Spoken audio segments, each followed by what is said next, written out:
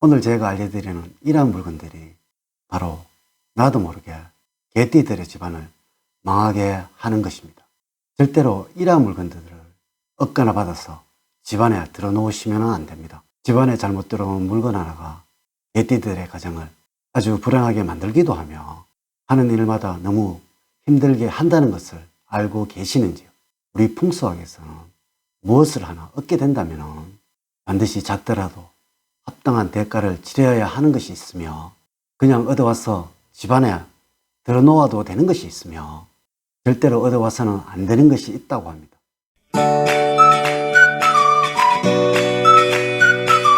여러분 안녕하세요. 소강 박운호입니다. 개띠들은 스스로의 노력에 의해서 자수성가를 하는 타입들입니다. 경제력을 갖추고 있다면 말 그대로 개처럼 순하게 살아갈 것이나, 어려움을 겪게 된다면 다혈질로 변할 수도 있습니다. 겨울철에는 비교적 온선하지만 봄이 되면 들떠서 야외로 나가라 할 것이고, 여름철에는 차분해서 주어진 일을 성실하게 해내는 경향이 강하고, 가을철에는 고독을 즐기기도 하지만 다정해서 말벗이 되어주기도 합니다. 조금은 굴곡은 있지만 삶을 살아가면서는 아픔을 딛고 일어나서 대기만성형들이 여러분들이라고 할 수가 있습니다. 여러분들은 아마도 늘 같은 패턴 속에서 살아가고 계실 것입니다. 물론 어떤 분들은 남들보다 더 많은 일을 하고 계실 것이고, 하지만 어떤 분은 남들보다 아주 적은 일을 하고도 있을 것입니다. 지금 말씀드리는 이 두 분류의 사람들이 체감적으로 느끼는 일의 강도는 비슷하다고 할 수가 있다는 것이죠. 왜냐하면 늘 같은 패턴으로 일을 하고 있어서 우리의 몸이 적응을 하고 있어서 그러한 것입니다. 하지만 명절이라든지 집안에 또 다른 큰 행사가 있어서 자신의 습관화된 패턴보다 조금 더 일을 해야 한다든가 조금 더 휴식을 줄여야만 하는 일이 생긴다면 그 여파는 상당히 오래가며 우리의 몸은 힘든다는 것을 느끼게 됩니다. 이것은 세상의 모든 것이 다 그러하며 집안에 흐르는 기의 흐름 역시 그러하다는 것이죠. 우리들은 항상 같은 패턴으로 동일하게 흐르며 동일하게 움직이고 있다는 것입니다. 만약에 나쁜 기운들이 이 흐름 속에 섞이게 된다면 비록 그 순간에는 모르지만 서서히 집안의 기운이 나쁘게 되도록 만들게 되며, 이것이 궁극에는 집안을 망하게 만든다는 것입니다. 이래서 세상에서 가장 무서운 것이 가랑비에 옷이 젖어가는 것처럼 서서히 망해가는 것입니다. 오늘은 절대로 그 누구에게라도 얻거나 받아와서는 안 되는 것에 관한 이야기를 드리도록 하겠습니다. 첫 번째로, 망해가는 집에 물건은 절대로 들어놓아서는 안 됩니다. 경험을 해보셨는지요? 경매로 나온 물건이 시중 가격의 절반도 되지 않는다는 사실을 말이죠. 물론 이러한 물건을 가지고 돈을 버시는 분들도 계실 거예요. 반드시 아셔야 합니다. 이러한 물건을 취급하신 분들도 본인은 이러한 물건을 사용하지 않는다는 사실을 알고 계시는지요? 왜 그럴까요? 제가 알고 있는 지인분들 중에서도 이러한 물건을 중고로 파시는 분이 계시는데요. 이번에 말씀이 도대체 이러한 물건을 왜 사가는지 알 수가 없다라고 하시더라고요. 남의 눈에 눈물과 한이 맺힌 물건이라서 그러하다는 것입니다. 남에게 받거나 얻어서 집안에 들어놓는 것들은 서로 기쁘고 웃으면서 주고받아야 합니다. 절대로 피눈물을 흘리는 물건을 집안에 들어놓아서는 좋을 이유는 하나도 없다는 것이죠. 이러한 물건을 우리 풍수학에서 나쁜 물건이라고 하고 있다는 것입니다. 두 번째로, 버리려고 하는 옷이나 가구입니다. 친구나 친척 집에서 버리려고 하는 옷이 입을만 하다고 해서 얻어서 오신 분들이 계실 것입니다.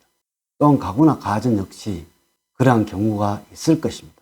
우리 조상님들은 아이를 못 낳는 여성에게서는 아이를 많이 낳는 여성의 속옷을 얻어서 입히는 경우는 많았습니다. 이는 이 옷을 통해서 그 사람의 기운이 전달이 된다는 것을 믿고 있었기 때문에 그러했습니다. 분명히 아셔야 하는 것은 옷이나 가구에는 생기가 있는 것도 있지만 사기가 있는 것이 있다는 것입니다. 물론 버리려고 하는 것에는 생기가 아닌 사기가 생기고 있는 것일 것이고, 이는 개띠 여러분들의 가정에 들어놓아서는 좋을 것은 하나도 없다는 것이죠. 세 번째는 왠지 받기 부담이 되고 꺼림칙한 물건입니다. 선물로 받는 물건인지 그냥 받는 물건이든지 무조건 조건이 있어야 합니다. 이것을 받으면서 기쁘고 즐겁고 행복해야 한다는 것이죠. 받으면서 부담이 가든지 망설여지는 물건은 어떠한 이유를 대해서라도 피하는 것이 좋다는 것입니다. 이는 이 물건이 개띠 여러분들의 기운과 맞지 않아서 그러한 것입니다.